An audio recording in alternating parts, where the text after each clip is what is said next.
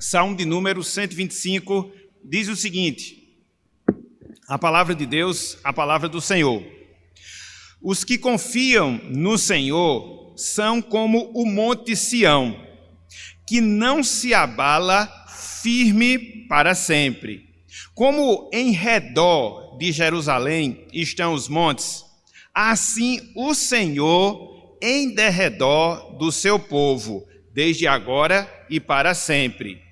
O cetro dos ímpios não permanecerá sobre a sorte dos justos, para que o justo não estenda a mão à iniquidade. Faze o bem, Senhor, aos bons e aos retos de coração. Quanto aos que se desviam para sendas tortuosas, levá-los a o Senhor juntamente com os malfeitores. Paz sobre Israel. Até aqui, até o versículo 5, que o Senhor nos abençoe com a leitura de todo esse salmo e que Ele esteja aplicando em nossos corações a porção lida da sua santa e bendita palavra. Amém. Meus irmãos, meus amigos, o encorajamento é uma necessidade vital para o cristão na sua jornada rumo a Jerusalém e Jerusalém celestial. Eu vou repetir, o encorajamento é uma necessidade vital para o cristão ao longo da sua jornada rumo a Jerusalém e Jerusalém celestial. Afinal de contas, meus irmãos, minhas irmãs, são muitas, mas são muitas mesmo as lutas a serem enfrentadas até a consumação em si da nossa salvação, da nossa redenção. São muitas as situações, são muitas as pessoas que surgem procurando sugar a todo vapor, todo o nosso vigor, toda a nossa energia espiritual. Mas não só isso. São pessoas, são situações que surgem ao longo da nossa vida e procuram abalar, procuram desestabilizar a nossa fé, a nossa confiança, a nossa firmeza na pessoa do nosso Deus, na pessoa do nosso Senhor. Por isso, meus irmãos, por isso, minhas irmãs, nós precisamos continuamente de estímulo no sentido espiritual para que, não obstante essas situações, nós possamos, pela graça e pela misericórdia do Senhor, completar a nossa jornada aqui neste mundo, a nossa jornada aqui nesta terra.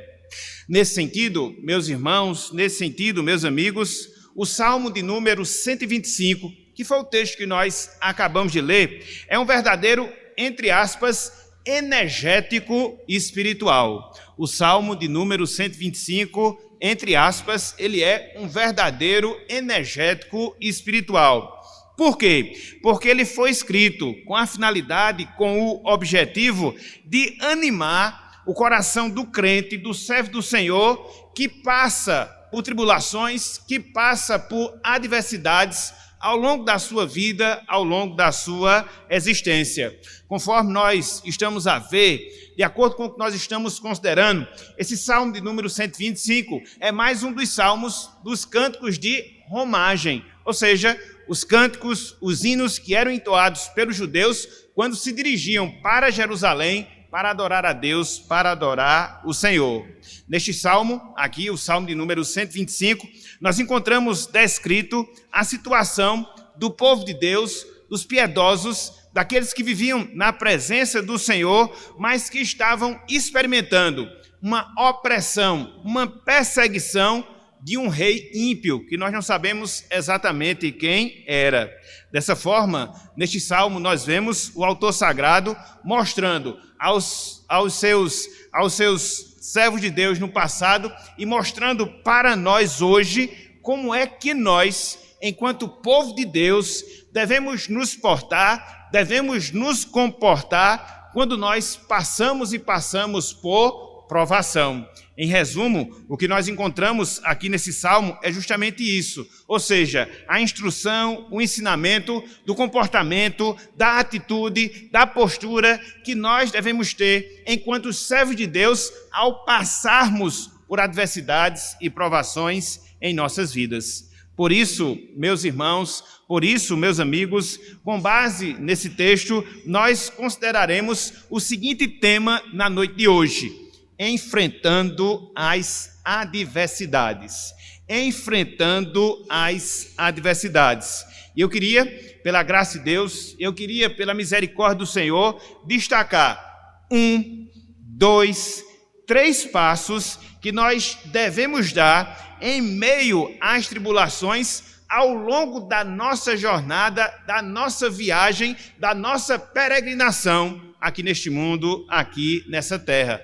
Para quê? Para que através desses passos, através da graça e da misericórdia do Senhor, a gente possa enfrentar, biblicamente falando, as adversidades em relação às nossas vidas. E aí fica a pergunta, e aí fica a indagação: quais são, então, esses passos?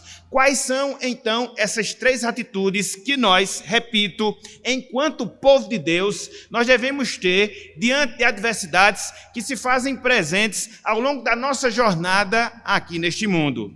Em primeiro lugar, meus irmãos, em primeiro lugar, meus amigos, nós devemos nos lembrar das promessas de Deus. Em primeiro lugar, nós devemos nos lembrar das promessas de Deus. Acompanhe conosco mais uma vez a leitura dos versos 1 até o versículo número 3. Salmo 125, verso 1 até o verso número 3.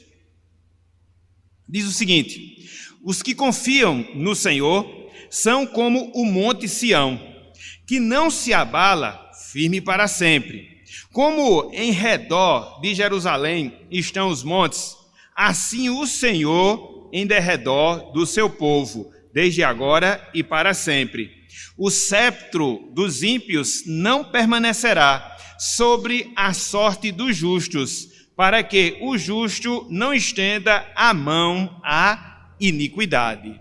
Aqui nesse trecho, meus irmãos, aqui nessa passagem, meus amigos, o salmista, ele descreve, sim, o salmista, ele descreve o servo do Senhor como aquela pessoa que crê, como aquela pessoa que confia nele. Mas não só isso. Aqui nestes versos nós encontramos descrições de promessas que Deus faz a esses servos dele, que conforme nós falamos, creem, que da forma que nós estamos falando, creem na pessoa do Senhor. É por isso que o texto inicia descrevendo os servos de Deus como aqueles que confiam no Senhor. A palavra confiar que nós temos aqui nessa passagem é muito mais, meus irmãos, é muito mais, meus amigos, do que uma mera aceitação teórica, do que uma mera aceitação intelectual das verdades que nós encontramos de Deus através da sua palavra, através da Bíblia Sagrada. Não, é muito mais do que isso. A palavra crer aqui significa receber a palavra de Deus como verdade. A palavra crer aqui significa receber a palavra de Deus e considerar aquilo que ela faz e aquilo que ela ordena no que diz respeito às suas ordens, no que diz respeito aos seus mandamentos, no que diz respeito aos seus ensinamentos e agir conforme as determinações que Deus, ele nos prescreve e prescreve através da sua palavra. Muitas vezes a gente tem essa tendência, no sentido geral, de vulgarizar algumas expressões que a gente vê na palavra do Senhor. Então, muitas vezes, as pessoas dizem que crê, muitas vezes, as pessoas dizem que tem fé em Deus, mas quando a Bíblia descreve o crente, quando a Bíblia descreve o servo do Senhor como aquela pessoa que crê, ela está falando nesses termos, ela está falando dentro dessa mentalidade. Alguém que recebe a palavra do Senhor, alguém que guarda essa palavra e que age consoante a essa palavra. Então, é a descrição que o salmista ele faz dos servos do Senhor. Eles creem. Mas conforme nós observamos, não há apenas essa descrição em relação aos servos do Senhor, como aquelas pessoas que creem. Conforme nós também encontramos aqui nesse trecho, conforme nós também encontramos aqui nessa passagem, nós observamos algumas promessas, meus irmãos, algumas promessas, minhas irmãs, que são reais na vida daquelas pessoas que creem, na vida daquelas pessoas que confiam de fato no Senhor, confiam de fato em Deus. E aí nós ficamos a nos indagar, e aí nós ficamos a nos perguntar, quais são então essas promessas que são reais? Quais são então essas promessas que são verdadeiras para aquelas pessoas que creem e creem no Senhor? A primeira promessa é a promessa de firmeza espiritual. A primeira promessa é a promessa de firmeza espiritual. Veja o que nos ensina o versículo 1. Olha só o que diz aqui a palavra do Senhor. Os que confiam no Senhor, já vimos, somos nós crentes, os servos de Deus, veja, são como o monte Sião, que não se abala, firme para sempre. Aqui, na parte B desse verso, o salmista ele compara o servo de Deus, o servo do Senhor, com o monte Sião. Há uma comparação, repito, do servo de Deus, do servo do Senhor, com o monte Sião. Para quem não sabe, o monte Sião é a montanha sobre a qual está edificada a cidade de Jerusalém. Isso acontecia no passado, isso acontece também até os dias de hoje. Como monte, meus irmãos, meus amigos, Sião, ele se caracteriza pela sua firmeza, se caracteriza pela sua estabilidade. Tanto é que o Monte Sião, ele permanece de pé até hoje, há milhares e milhares de anos. Passou o tempo, sofreu chuvas, sofreu a ação do vento e o monte continua lá, firme, em pé e seguro. Então, através dessa figura, a gente aprende. Essa primeira promessa que nós temos, meus irmãos, que nós temos, minhas irmãs, da parte de Deus, da parte do Senhor. Ou seja, o crente, ele tem a promessa de que Deus o conservará de forma firme e de forma inabalável. É a primeira promessa que nós encontramos aqui. Repito, que Deus, ele vai nos preservar enquanto crentes, que Deus, ele vai nos preservar enquanto servo do Senhor de maneira firme e de maneira inabalável. Então, é a primeira promessa, a promessa de firmeza e firmeza espiritual. Contudo, quando nós seguimos aqui nesse salmo, nós nos deparamos com a segunda promessa, que está diretamente relacionada à vida daquelas pessoas que confiam no Senhor. Se por um lado, meus irmãos, meus amigos, nós estamos firmes no sentido espiritual, porque Deus, ele faz esse trabalho em relação a nós e nos promete essa bendita realidade. Por outro lado, além de firmeza espiritual, Deus, ele também promete proteção espiritual. É a segunda promessa que nós encontramos aqui na palavra do Senhor. Se não, vejamos o versículo 2. Olha só o que nos diz aqui esse trecho da palavra do Senhor. O salmista, ele prossegue. Como em redor de Jerusalém estão os montes, veja, assim o Senhor em derredor do seu povo, veja, desde agora e para sempre. Aqui, no versículo 2, o salmista, ele compara o servo do Senhor com a própria cidade, ou seja, a própria cidade de Jerusalém. Para quem não sabe também, a cidade de Jerusalém, ela é rodeada de montes, como acontecia no passado, também acontece agora. E é interessante porque esses montes que circundam a cidade de Jerusalém, eles se viam como que uma barreira. Era uma forma de proteção, de segurança. Na verdade, era uma estratégia que os judeus eles tinham, usar os montes para poder se defender dos ataques e das investidas dos inimigos. Então, nos tempos bíblicos, repito, Israel, Jerusalém, era beneficiada justamente por causa da sua localização geográfica. Em derredor ficavam os montes e a cidade ficava um tanto quanto protegida, vamos assim dizer. Assim, também, através dessa figura, o crente ele tem uma segunda promessa que vem da parte de Deus, uma segunda promessa que vem da parte do Senhor, ou seja, que Deus, meus irmãos, que Deus, minhas irmãs, sempre nos guardará dos nossos inimigos. É interessante que são duas comparações geográficas que trazem esses significados e essas promessas. No caso aqui específico, a proteção. Da mesma forma que os montes que rodeavam a cidade de Jerusalém protegiam aquela cidade, o Senhor também nos rodeia e Ele é o nosso protetor e protetor no sentido espiritual. E é interessante, porque conforme nós observamos aqui no restante dessa passagem, essa proteção, meus irmãos, essa segurança, minhas irmãs, que Deus, Ele dispensa a todos nós, enquanto povo seu, enquanto povo do Senhor, é uma segurança de caráter contínuo. É por isso que o texto, ele finaliza, que Deus, Ele nos protege desde agora e para sempre. Então, é essa promessa, é essa segunda promessa que nós temos da parte do Senhor.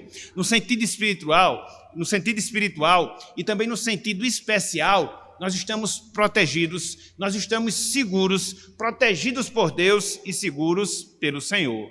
Então veja, nós temos uma primeira promessa, nós estamos firmes espiritualmente falando, nós temos uma segunda promessa, nós estamos protegidos espiritualmente falando, contudo o salmista nos dá ainda uma terceira promessa. E que terceira promessa é essa? É essa, o livramento que nós temos da parte de Deus, o livramento que nós temos da parte do Senhor. Olha só o que nós vemos no versículo 3, Salmo 125, versículo de número 3. O salmista ele diz o seguinte: o cetro dos ímpios não permanecerá sobre a sorte dos justos, para que o justo não estenda a mão à iniquidade. Aqui a gente observa, aqui a gente vê, aqui a gente enxerga que o salmista ele garante o livramento que Deus ele dispensa especificamente falando para os justos. Lembremos-nos, meus irmãos, lembremos-nos, meus amigos, que este salmo ele foi escrito dentro de um contexto peculiar, ou seja, dentro de um contexto de opressão. Um rei, seja do reino do norte, do reino do sul, nós não sabemos ainda, estava na condição de rei sobre o povo de Deus e ele estava usando a sua condição de poder, a sua condição humana, a sua condição política para oprimir aqueles que andavam em impiedade, aqueles que andavam em piedade, aqueles que andavam em temor. E aqui a gente vê que Deus ele dá essa promessa, para que os piedosos eles não venham esmorecer diante das impiedades e por causa disso Deus livra essas pessoas para que eles não venham continuar sendo oprimidos e assim se desviem dos caminhos de Deus, dos caminhos do Senhor. Então, são três promessas claras, são três promessas muito evidentes que nós temos da parte de Deus descritas aqui nesse salmo. A promessa da firmeza espiritual, a promessa da proteção espiritual, a promessa do livramento de Deus em relação às nossas vidas. E aqui, meus irmãos, e aqui, minhas irmãs, nós extraímos uma lição para cada um de nós. Devemos ter essas promessas como algo real na nossa vida, na relação que Deus ele desenvolve conosco enquanto povo seu. Na condição de pessoas que creem em Deus, a gente pode descansar, a gente pode confiar que é dessas três formas, pelo menos, que Deus ele age em relação a cada um de nós. Ele nos firma no sentido espiritual, ele nos protege no sentido espiritual e ele nos livra das ciladas e ciladas dos nossos inimigos. É claro que isso não significa dizer que, enquanto povo de Deus, a gente viva meio que num mar de rosa. Não, muito pelo contrário. Até porque o próprio contexto do Salmo aponta para esse fato.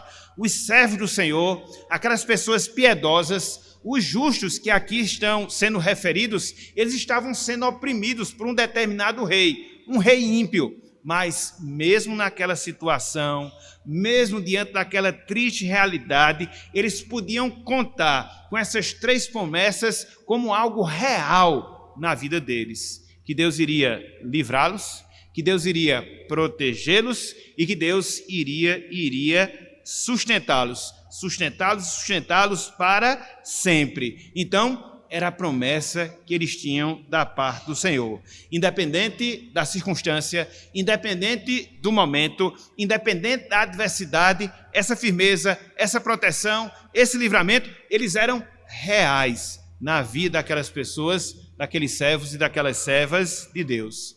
E aí fica a pergunta, e aí fica a indagação: mas como é que eu posso aplicar essa verdade em relação à minha vida?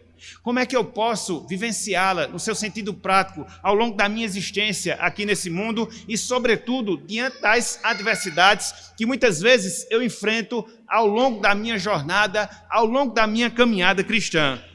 Meu irmão, minha irmã, diante disso, há um compromisso, há uma responsabilidade, há uma obrigação que repousa sobre cada um de nós. Ou seja, nós devemos continuamente nos voltar para a palavra do Senhor, para podermos aprender, para podermos relembrar, para podermos nos apropriar das muitas promessas que Deus reserva de forma especial para nós, que somos seu povo, o povo de Deus aqui nesse mundo.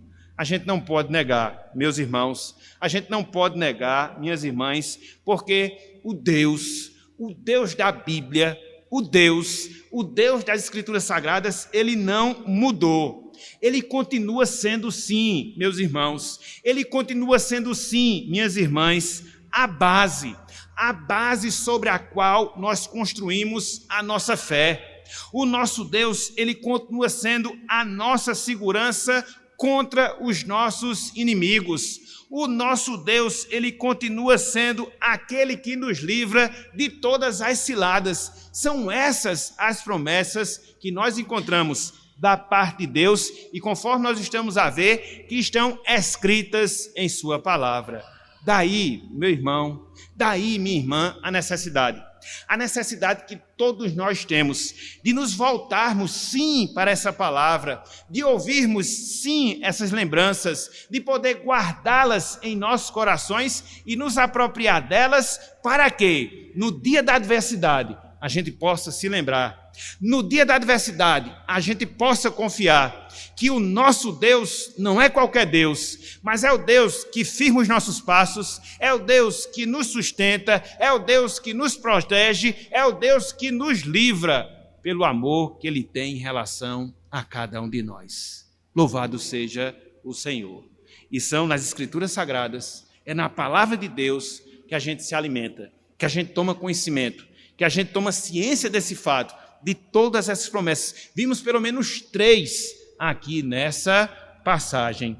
Então, que nós não sejamos, meus irmãos, que nós não sejamos, minhas irmãs, indiferentes a essas muitas promessas que Deus ele nos faz e que nós possamos recordá-las, que nós possamos considerá-las, sobretudo quando a tribulação, a adversidade, as contrariedades, elas baterem firme contra a porta e porta das nossas vidas. Então, como é que nós vencemos as tribulações?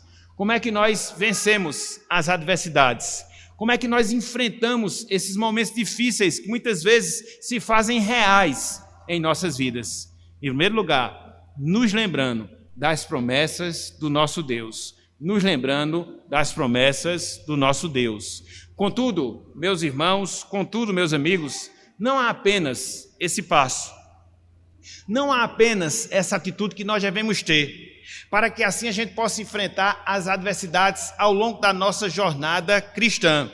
Se por um lado, conforme nós acabamos de ver, nós devemos nos lembrar das promessas de Deus, em segundo lugar, nós devemos orar ao Deus das promessas. Em segundo lugar, nós devemos orar ao Deus das promessas. Olhem só o que nós encontramos no versículo 4, Salmo 125, versículo 4. Veja aqui o que nos diz o autor sagrado.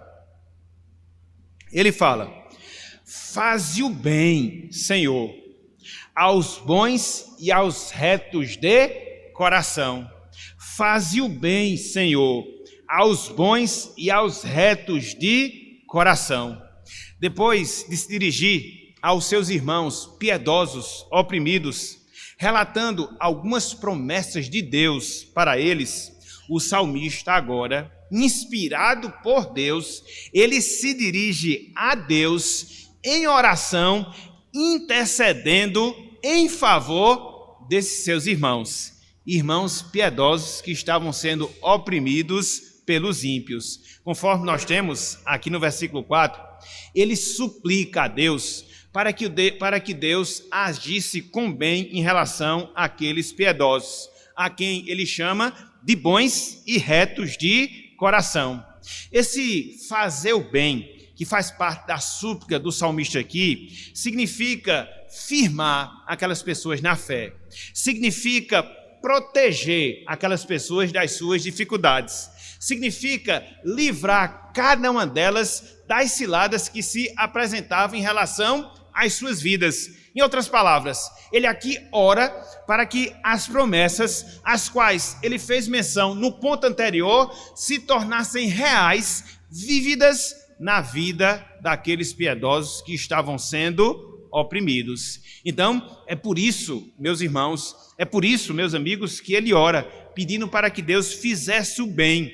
Aqui fizesse o bem no sentido espiritual, para que os justos, os piedosos, se vissem a Deus, não obstante as adversidades que eles estavam padecendo por causa dos ímpios. Então, essa súplica, por não dizer essa intercessão que o salmista ele faz a Deus. Aplica, Senhor, essas bênçãos. Aplica, Senhor, essas promessas. Firma os teus servos, protege os teus servos, firma os teus servos ao longo da sua jornada, mesmo estando em adversidades, como de fato eles estavam. E aqui, meus irmãos, aqui, meus amigos, a gente aprende uma lição, um princípio espiritual para as nossas vidas. Que princípio é? Que princípio é? Meus irmãos, meus amigos, as adversidades são ótimas oportunidades para se buscar a Deus. As adversidades são ótimas oportunidades para se buscar a Deus.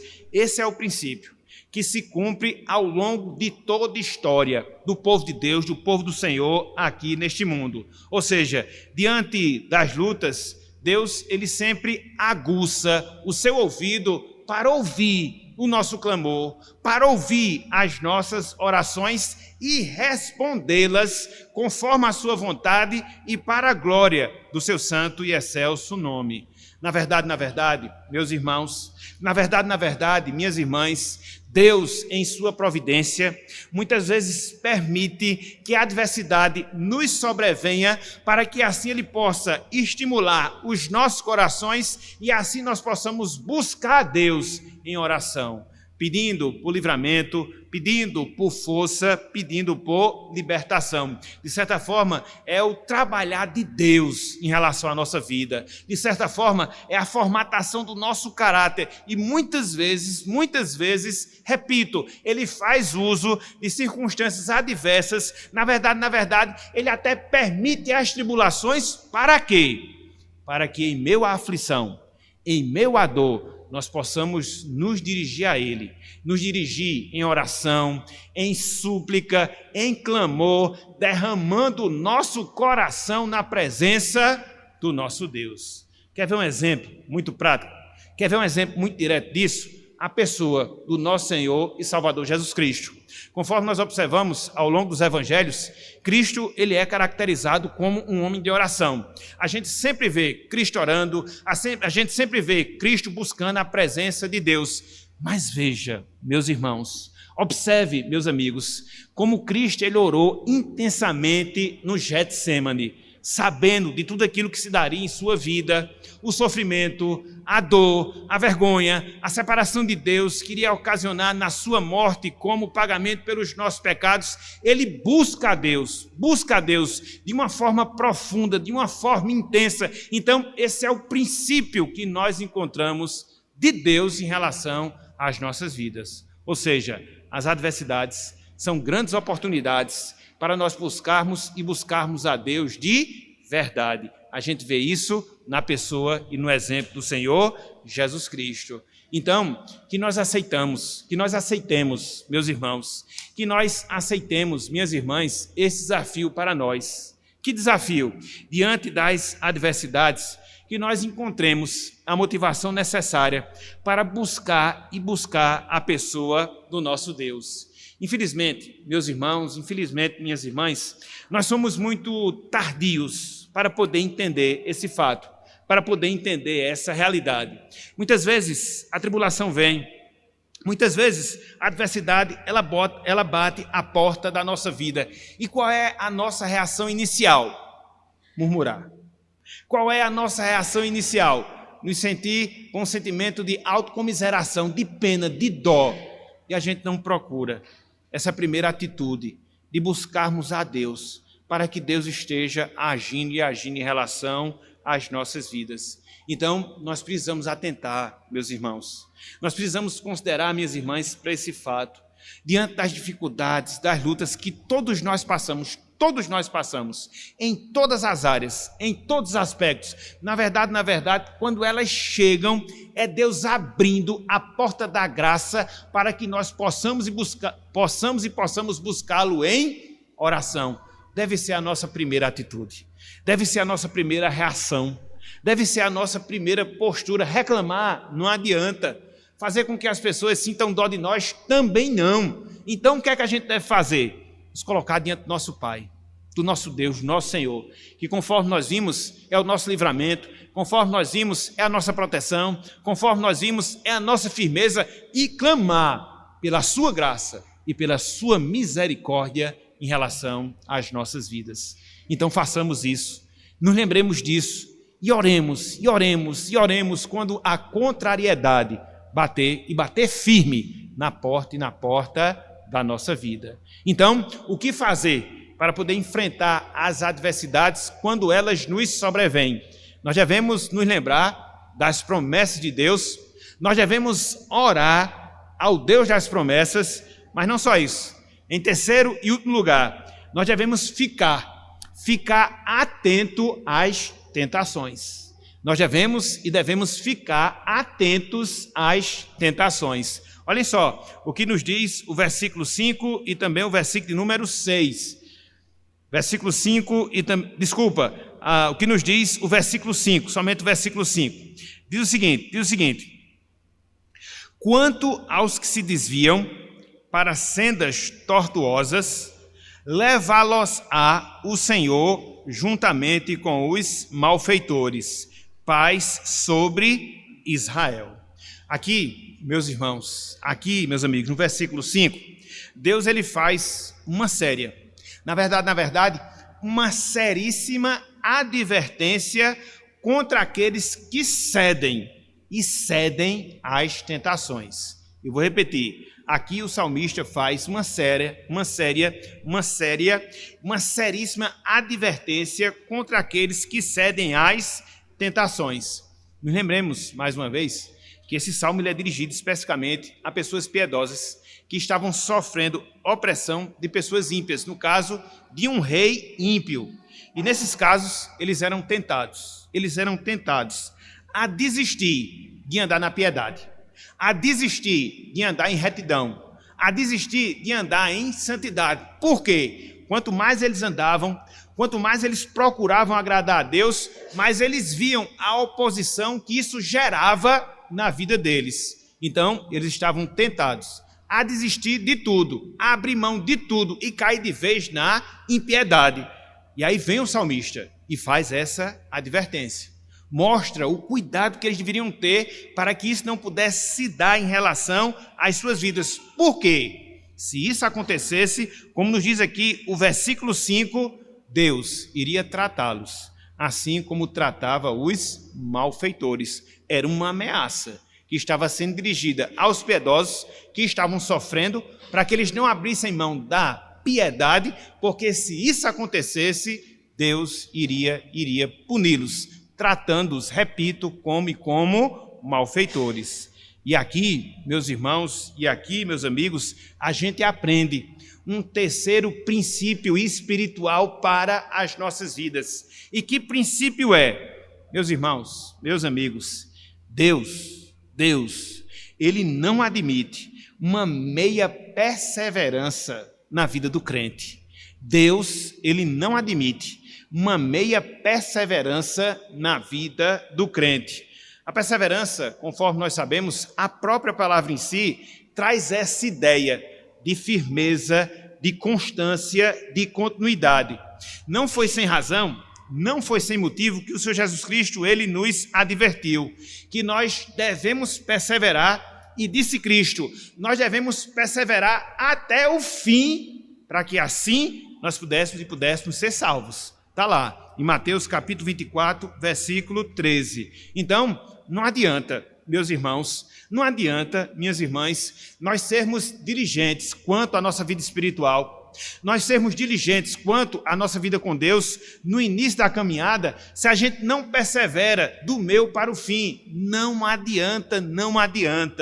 Na verdade, meus irmãos, na verdade, minhas irmãs, é no final que se exige de nós mais perseverança, mais disposição, mais firmeza, mais segurança. Eu sempre gosto de ver esse aspecto da nossa vida espiritual com aquilo que a gente vê dentro do mundo esportivo, em toda e qualquer competição, sobretudo aquelas que são mais físicas, é no final da competição que você tem que dar mais de si, que você tem que persistir, que você tem que perseverar, não obstante dores, dificuldades, tudo que porventura venha sobre você, mas você tem que completar aquilo que lhe é exigido. No sentido espiritual, meus irmãos, no sentido espiritual, minhas irmãs, é a mesma realidade. A gente sabe, servir a Deus no mundo no qual nós estamos vivendo não é fácil. Na verdade, como eu sempre gosto de dizer, tudo conspira contra nós, tudo vem contra nós para nos desestimular a fazer a vontade de Deus, a viver em fidelidade ao Senhor, a de fato viver sujeito à sua palavra, quer seja na nossa vida enquanto servo de Deus, quer seja na nossa responsabilidade em relação aos nossos cônjuges, quer seja no nosso compromisso quanto aos nossos filhos, aos nossos pais, à sociedade como um todo. Enfim, nós somos sempre tentados a nos desviar do propósito de Deus em relação à nossa vida. E o que é que Deus ele requer de mim? E o que é que Deus ele requer de você? E o que é que Deus ele requer de cada um de nós? Perseveremos até o fim. Por isso, meus irmãos, por isso, minhas irmãs, nós devemos considerar no final da nossa caminhada. Para quê? Para que a gente possa agir seguindo para ela, sem distração e sem comodidades. Esse é o desafio que Deus, ele requer de cada um de nós, enquanto povo seu aqui neste mundo. Porque nunca foi, não é e nunca será fácil servir a Deus. Aprenda isso. Na verdade, relembre disso, porque você já sabe. Nunca foi, não é e nunca será fácil servir a Deus. Não é à toa que Cristo comparou a nossa vida cristã e a nossa salvação como entrar numa porta que é estreita, encaminhar em um caminho que também é estreito, dada a dificuldade da gente prosseguir na nossa caminhada. Foi aquilo que eu falei. O mundo no qual nós vivemos é completamente hostil ao Evangelho. É completamente indiferente às coisas de Deus. E o que ele puder fazer para nos desviar da sua vontade, ele fará. Se não bastasse o mundo, o próprio diabo, que vai agir, que age contra nós, ele está ao nosso derredor, sempre querendo nos prejudicar. Se não bastasse a nossa própria carne. Então, o que é que a gente deve fazer? seguir, seguir, seguir com firmeza, até o fim, até o fim. Não só é começar a nossa jornada, é seguir até concluí-la, para a glória e para a honra do nome do nosso Deus. Eu queria que nós lêssemos uma passagem que mostra justamente essa necessidade. Não tenho muito costume de passar para outros textos, mas eu queria, pelo menos nesse terceiro ponto, encerrar com essa leitura, mostrando essa necessidade. Abram aí, por favor, meus irmãos. Abram aí, por favor, minhas irmãs. Carta aos Hebreus, capítulo 10. Veja as advertências que nós temos aqui, que faz coro com aquilo que o salmista falou nesse versículo 5 do Salmo de número 125. Hebreus capítulo 10. Olha só, como a nossa perseverança tem que ser contínua e tem que ser até o fim. Tem que ser até o fim mesmo. Hebreus capítulo 10, versículos 32 até o versículo número 39. E guardem essas palavras em seus corações. Olha só o que nos diz aqui a palavra do Senhor. Lembrai-vos, porém, dos dias anteriores, em que, depois de iluminados, salvos, sustentastes grande luta e sofrimentos. Ora, expostos como um espetáculo, tanto de opróbrio quanto de tribulação, ora, tornando-vos coparticipantes com aqueles que desse modo foram tratados. Porque não somente vos compadecestes dos encarcerados, como também aceitastes com alegria o espólio dos vossos bens, tendo ciência de possuirdes vós mesmos patrimônio superior e durável. Então, aqueles irmãos hebreus começaram bem a jornada, firmes, fiéis, em meio a toda a oposição. Contudo, estavam se sentindo tentados a voltarem ao judaísmo, haja vista a intensidade das provações. E por isso o autor vem e socorre-os através dessa instrução. E prossegue, versículo 35. Não abandoneis, portanto, a vossa confiança. Ela tem grande galardão. Com efeito, tendes necessidade de perseverança, para que, havendo feito a vontade de Deus, alcanceis a promessa. Versículo 37. Porque, ainda dentro de pouco tempo, aquele que vem virá e não tardará. Todavia o meu justo viverá pela fé. E, se retroceder, a gente não pode voltar atrás, nele não se compraz a minha alma. Mas veja a grande realidade que faz parte da nossa vida. Versículo 39. Nós, porém, não somos dos que retrocedem para a perdição. Somos, entretanto, da fé para a conservação da alma. Perseverança, perseverança, perseverança. Por isso, os que confiam no Senhor. Meus irmãos, minhas irmãs, hoje nós observamos que o peregrino, ele precisa, e como ele precisa de motivação para seguir perseverante rumo a Jerusalém celestial. A sua caminhada, a sua viagem não é fácil. Por quê? Todos nós que somos peregrinos, obrigatoriamente, necessariamente, nós iremos passar por prova, iremos passar por tentação, por adversidade, por tribulação. Essa é a realidade. E por isso nós precisamos dessa motivação. No sentido específico, o que é que a gente precisa? Em primeiro lugar, precisamos nos lembrar das promessas que Deus faz e faz a cada um de nós. Promessa de firmeza, promessa de proteção, promessa de livramento espiritual em relação às nossas vidas. Mas não só isso, em segundo lugar, nós devemos orar a Deus buscando a realidade dessas promessas, como nós vimos aqui na passagem. E não só isso, em terceiro lugar, a gente deve atentar para o tratamento que Deus dispensa àquelas pessoas que não prosseguem no caminho da piedade. Atentar com cuidado, atentar com atenção. E agora, no final, eu queria me dirigir especificamente falando para aquelas pessoas que ainda não são salvas, não experimentam o benefício da salvação, não estão ainda peregrinando rumo a Jerusalém celestial. Talvez, meu amigo, talvez minha amiga, diante de tudo isso que nós expusemos na noite de hoje, você possa se questionar e você possa me questionar. Que vantagem há? Que vantagem há em servirmos a Deus em um mundo onde não prevalece a obediência a Ele, em um mundo onde não compensa, entre aspas, servir a Deus? Que vantagem há? Que vantagem há? Eu digo que há inúmeras vantagens, inúmeros motivos, inúmeras razões. Em primeiro lugar, nós servimos a Deus em meio às provações e às tentações, porque Deus, Ele nunca abandona os seus, não, jamais. Em segundo lugar, nós servimos a Deus em meio às provações e às tentações por causa daquilo que nos aguarda na eternidade, a consumação da nossa salvação. Em terceiro lugar, nós servimos a Deus em meio às provações e tentações porque nós somos, meus amigos, nós somos, minhas amigas, como o Monte Sião, como a cidade de Jerusalém. Nós somos firmados, nós somos protegidos e nós somos salvos por Deus. Por isso vale a pena servirmos a Deus, mesmo no mundo indiferente e hostil à sua palavra.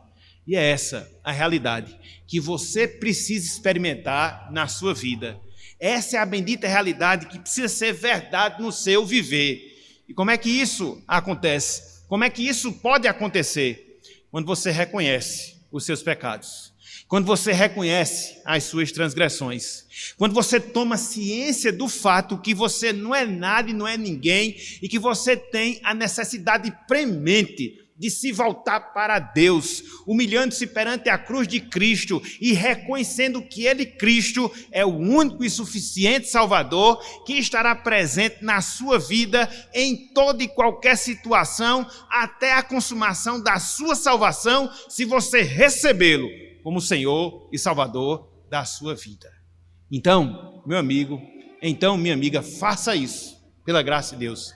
Faça isso, pela misericórdia do Senhor. Na verdade, clame a Ele, pela sua graça, pela sua misericórdia, para que essa bendita realidade seja uma verdade na sua vida, para a glória do nosso Deus. Que Deus nos abençoe e que Ele aplique a sua santa palavra em nossas mentes, em nossos corações, em o nome de Jesus Cristo. Amém.